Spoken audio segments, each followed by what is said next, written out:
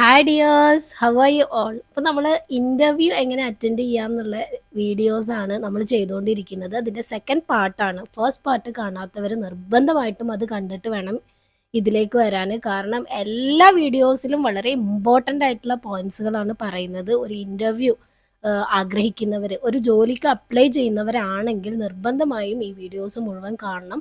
അതായത് 2025 എനിക്കുണ്ടായ എക്സ്പീരിയൻസിലൂടെയുള്ള വീഡിയോസാണ് ചെയ്യുന്നത്. അപ്പോൾ നിങ്ങൾക്കത് തീർച്ചയായിട്ടും ഉപകാരപ്പെടുമെന്ന് തന്നെയാണ് എൻ്റെ വിശ്വാസം. അപ്പോൾ നമുക്ക് സെക്കൻഡ് പാർട്ടിലോട്ട് പോവാം അല്ലേ? ഓക്കെ, നമ്മൾ ആദ്യം പറഞ്ഞത് സി വിനെ കുറിച്ചിട്ടായിരുന്നു അല്ലേ? നമ്മൾ ആദ്യം ശ്രദ്ധിക്കേണ്ട കാര്യങ്ങളാണ് ഫസ്റ്റ് വീഡിയോയിൽ പറഞ്ഞിട്ടുണ്ടായിരുന്നത്. എൻ്റെ ഫസ്റ്റ് ഇൻ്റർവ്യൂ കൊളായത് എല്ലാവരും കണ്ടല്ലോ അല്ലേ? ഫസ്റ്റ് വീഡിയോയിൽ പറഞ്ഞതുപോലെ തന്നെ ഞാൻ എന്ത് ചെയ്തു, എൻ്റെ സി വി ഞാൻ ചേഞ്ച് ആക്കാൻ തീരുമാനിച്ചു. അങ്ങനെ എൻ്റെ സി വി ചേഞ്ച് ആക്കി. അതിൻ്റെ കൂടെ തന്നെ ഞാൻ ചെയ്തൊരു കാര്യം, എൻ്റെ ആദ്യത്തെ സി വിയിൽ ഉണ്ടായിരുന്ന ഫോട്ടോ വരെ ഞാൻ ചേഞ്ച് ആക്കി. കാരണം ഞാൻ അത്രയും ഒരു ഇൻ്റർവ്യൂ അറ്റൻഡ് ചെയ്ത ഒരു എക്സ്പീരിയൻസിൽ അത്രയും പൊട്ടത്തരങ്ങൾ പറഞ്ഞ അതേ സ്കൂളിലേക്ക് തന്നെ ഞാൻ വീണ്ടും അപ്ലൈ ചെയ്യുമ്പോൾ എൻ്റെ ഫോട്ടോ കണ്ടാൽ പെട്ടെന്ന് അവർക്ക് അത്രയും പൊട്ടത്തരാ പറഞ്ഞിട്ടുള്ളത്. അപ്പോൾ എന്തായാലും അവർക്ക് മനസ്സിലാവും, വേഗം എന്നെ മനസ്സിലാവും, ഒരിക്കലും പെട്ടെന്നൊന്നും മറക്കാൻ പറ്റില്ല എന്നൊക്കെയുള്ള രീതിയിലാണ് ഞാൻ എന്ത് ചെയ്തത്, എൻ്റെ ഫോട്ടോ വരെ ആ സി വിയിൽ നിന്ന് ഞാൻ ചേഞ്ച് ആക്കി. ഫസ്റ്റ് സി വി ഞാൻ ആദ്യത്തെ വീഡിയോയിൽ കൊടുത്തിട്ടുണ്ടായിരുന്നു, അതിൽ ഗ്ലാസ് വെച്ചിട്ടായിരുന്നു. പിന്നത്തെ വീഡിയോയിൽ ഞാൻ ഗ്ലാസ് വരെ ഒഴിവാക്കിയിട്ടുള്ള ഒരു ഫോട്ടോയാണ് ഞാൻ കൊടുത്തിട്ടുണ്ടായിരുന്നത്. ആ സി വി ഇതാ ഞാനിവിടെ കാണിക്കാം കേട്ടോ. ഈ സി വി വെച്ചിട്ട് ഞാൻ എല്ലാ സ്കൂളുകളിലും ഓൺലൈനായിട്ട് ഞാൻ അപ്ലൈ ചെയ്തു. അതിന് പുറമെ എനിക്ക് ഭയങ്കര ടെൻഷൻ വരാൻ തുടങ്ങി കുറച്ചങ്ങോട്ടായിട്ട്. പിന്നെ എനിക്കൊരു ഇൻ്റർവ്യൂ കോള് പോലും വരുന്നില്ല. പിന്നെ എനിക്ക് ഭയങ്കര ടെൻഷനാവാൻ തുടങ്ങി. എൻ്റെ ഫ്രണ്ട്സിനൊക്കെ ജോബായി, എനിക്ക് മാത്രം എന്താ ജോബ് കിട്ടാത്തത് എന്നുള്ള ടെൻഷനായി. അപ്പോൾ ആരോ പറഞ്ഞു നേരിട്ട് ഡയറക്റ്റ് സ്കൂളിൽ കൊണ്ടുപോയിട്ട് സി വി നോക്കി എന്നുള്ളത് പറഞ്ഞപ്പോൾ ഞാൻ എന്ത് ചെയ്തു, ഈ സി വി എല്ലാ സ്കൂളുകളിലും ഖത്തറിലുള്ള ഒട്ടുമിക്ക ഇൻ്റർനാഷണൽ സ്കൂൾ അതേപോലെ തന്നെ ഇന്ത്യൻ സ്കൂളുകളിലെല്ലാം ഈ സി വി ഞാൻ ഡയറക്റ്റ് കൊടുത്തു. പക്ഷേ ഒരു റിസൾട്ടും ഉണ്ടായില്ല. എവിടെ നിന്നും ഒരു ഇൻ്റർവ്യൂ കോള് പോലും എനിക്ക് വന്നിട്ടുണ്ടായിരുന്നില്ല. ഞാൻ വളരെയധികം സങ്കടപ്പെട്ടിരിക്കുകയാണ്. പിന്നെ ഞാൻ എന്ത് ചെയ്തു, വെറുതെ ഇരിക്കണ്ടല്ലോ എന്ന് വിചാരിച്ചു കുറച്ച് മക്കളെ വെച്ച് ട്യൂഷനൊക്കെ എടുക്കാൻ തുടങ്ങി. സത്യം പറയുകയാണെങ്കിൽ ട്യൂഷൻ എടുക്കുക എന്ന് പറയുന്നത് ലൈസൻസ് എടുത്തിട്ട് വേണം നമ്മൾ ഇവിടെയൊക്കെ ട്യൂഷൻ എടുക്കുമ്പോൾ, അത് പ്രത്യേകം ശ്രദ്ധിക്കണം. അതിലോട്ട് ഞാൻ പോകുന്നില്ല. അങ്ങനെ ഒരു വർഷത്തോളം ഞാൻ ഇൻ്റർവ്യൂ കോളിനായിട്ട് വെയിറ്റ് ചെയ്തു. പക്ഷേ ഒരു കോള് പോലും എനിക്ക് വന്നിട്ടുണ്ടായിരുന്നില്ല. പിന്നീട് ഞാൻ ഒരു പ്രോഗ്രാമിന് പോയ സമയത്ത് അവിടെ സി വി ഉണ്ടാക്കി കൊടുക്കുന്ന ഒരു ടീം ഉണ്ടായിരുന്നു. അവർ എൻ്റെ അടുത്ത് പറഞ്ഞു, ATS സപ്പോർട്ടഡ് ആയിട്ടുള്ള സി വി ആണ് ഇവിടെ ഉണ്ടാക്കുന്നത്. നിങ്ങൾക്ക് സി വി വേണമെങ്കിൽ പിന്നെ എത്ര 50 റിയാൽ എന്തോ ആണ് സി വി ഉണ്ടാക്കാൻ വേണമെന്ന് ചോദിച്ചു. ഞാൻ പറഞ്ഞു വേണ്ട, ഈ അടുത്തിടെയാണ് സി വി ഉണ്ടാക്കിയത് എന്നുള്ളതൊക്കെ. അപ്പോൾ ആ ഒരു വേർഡ് ഉണ്ടല്ലോ, ആ ATS എന്നുള്ള വേർഡ് എന്നെ ഒന്ന് സ്ട്രൈക്ക് ചെയ്തു കേട്ടോ. അപ്പോൾ ഞാൻ അതിനെക്കുറിച്ചിട്ട് കൂടുതൽ അറിയാൻ വേണ്ടിയിട്ട് യൂട്യൂബിൽ പല വീഡിയോസും ഞാൻ എടുത്ത് നോക്കി, എങ്ങനെ സി വി ഉണ്ടാക്കാം, പെർഫെക്റ്റ് ആയിട്ടൊരു സി വി എങ്ങനെ ഉണ്ടാക്കുക എന്നുള്ളതെല്ലാം യൂട്യൂബിൽ വീഡിയോസ് കാണാൻ തുടങ്ങി. ആ സമയത്ത് ഞാൻ കണ്ടിട്ടുണ്ടായിരുന്നു ATS സപ്പോർട്ടഡ് ആയിട്ടുള്ള ATS കംപ്ലയിൻറ്റ്സ്, അങ്ങനെ എന്തോ ആണ് അതിന് പറയുന്നത്. അത് സപ്പോർട്ടഡ് ആയിട്ടുള്ള സി വി ഉണ്ടാക്കുന്നതായിരിക്കും നല്ലത്. പക്ഷെ അതിൽ പ്രത്യേകം പറയുന്നുണ്ടായിരുന്നു, ഒരുപാട് പേര് അപ്ലൈ ചെയ്യുന്ന സി വി ഉണ്ടല്ലോ, അതായത് ജോബ് ഉണ്ടല്ലോ, ചില ജോബിന് ഒരുപാട് അപ്ലിക്കൻസ് ഉണ്ടായിരിക്കും അല്ലേ, അതിൽ നിന്ന് നമ്മളെ എങ്ങനെ വേറിട്ടിട്ട് പെട്ടെന്ന് സെലക്ട് ചെയ്യാൻ പറ്റും എന്നുള്ളതാണ് ATS എന്നുള്ളത് മനസ്സിലാക്കി. അതിൽ തന്നെ പറയുന്നുണ്ടായിരുന്നു ടീച്ചിങ് ജോബിനൊന്നും അങ്ങനത്തെ പ്രശ്നങ്ങൾ വരാൻ ചാൻസ് ഇല്ല. കാരണം ടീച്ചിങ് ജോബ് എന്നൊക്കെ പറയുമ്പോൾ കുറച്ച് അപ്ലിക്കൻസേ ഉണ്ടായിരിക്കുള്ളൂ. അതുകൊണ്ട് തന്നെ അവർ ആ ഒരു സിസ്റ്റം വേണമെന്നില്ല എന്നുള്ളതും ഞാൻ കേൾക്കാനിടയായി. അപ്പോൾ പിന്നെ ഞാനത് മൈൻഡിൽ നിന്ന് വിട്ടു. ATS നമുക്ക് പറ്റിയതല്ല. മറ്റുള്ള ജോബിന് HR പോസ്റ്റിലേക്കും അങ്ങനെയുള്ള അഡ്മിനിസ്ട്രേഷൻ പോസ്റ്റ് അങ്ങനെയുള്ള പോസ്റ്റിലേക്കൊക്കെ അപ്ലൈ ചെയ്യുന്നവർക്ക് വേണ്ടിയിട്ടുള്ളതാണ് ATS എന്ന് ഞാൻ അതിലൂടെ മനസ്സിലാക്കി. വീണ്ടും ഞാൻ ഇത് പതിവാക്കി. ഒരു വീക്കിലി 1 ടൈം എന്നുള്ള രീതിയിൽ ഞാൻ വീണ്ടും അപ്ലൈ ചെയ്തുകൊണ്ടിരുന്നു. ഒരു റിസൾട്ടും ഉണ്ടായില്ല. എവിടെ നിന്നൊരു ഇൻ്റർവ്യൂ കോൾ പോലും വന്നില്ല.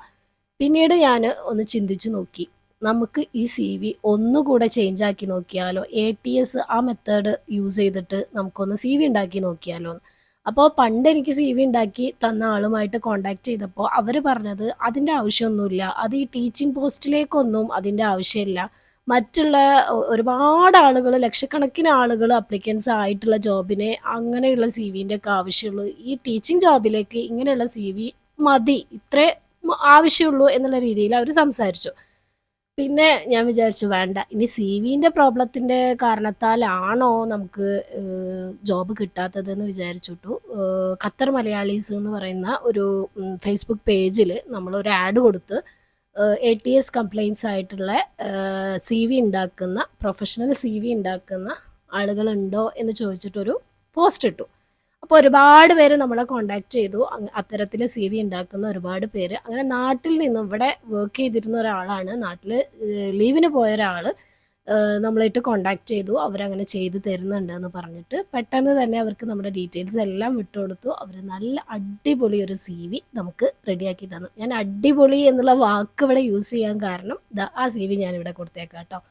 കാണുമ്പോൾ തന്നെ നമുക്കൊരു പെർഫെക്ഷൻ ഫീൽ ചെയ്യുന്നുണ്ട് അല്ലേ? അതേപോലെ തന്നെ എന്തോ ഒരു വ്യത്യാസം മറ്റ് 2 CVയിൽ നിന്നും, എന്തോ ഒരു വ്യത്യാസം എനിക്ക് ഇത് കണ്ടപ്പോൾ തന്നെ ഒരു പ്രൊഫഷണൽ CVയുടെ ഒരു ലുക്ക് എനിക്ക് ഫീൽ ചെയ്തു.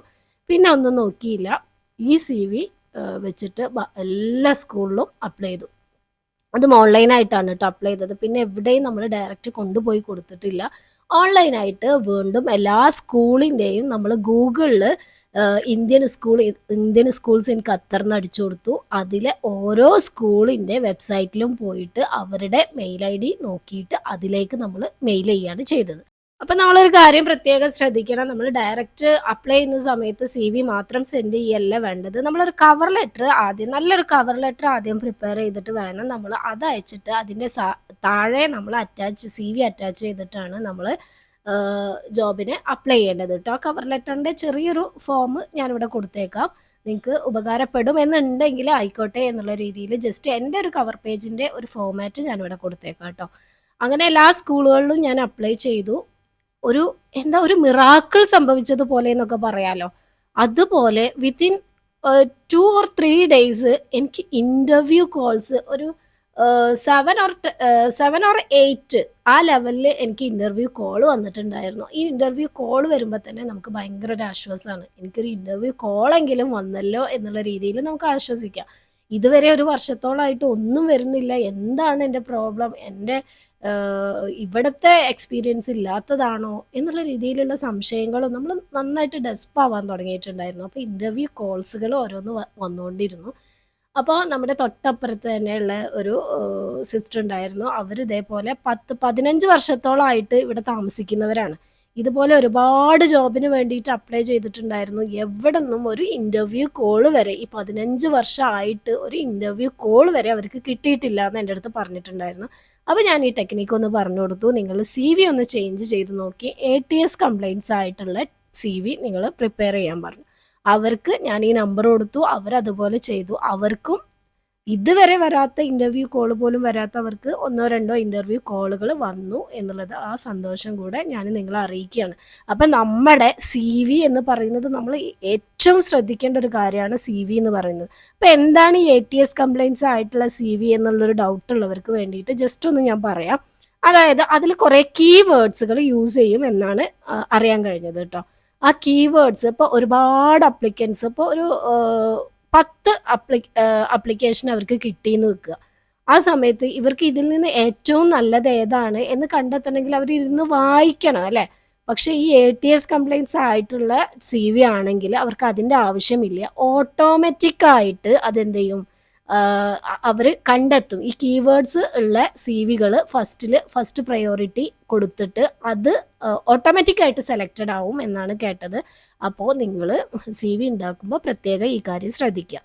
എനിക്ക് ഇൻ്റർവ്യൂ കോൾസുകൾ വന്നു. അതിൽ ഞാൻ ഒരു 5-6 ഇൻ്റർവ്യൂകൾ ഞാൻ പോയി അറ്റൻഡ് ചെയ്തിട്ടുണ്ടായിരുന്നു. ഒരു കോള് മാത്രം ഫോണിലൂടെ ഇൻ്റർവ്യൂ ചെയ്ത് പിന്നീട് അവർ വിളിച്ചിട്ടുണ്ടായിരുന്നില്ല.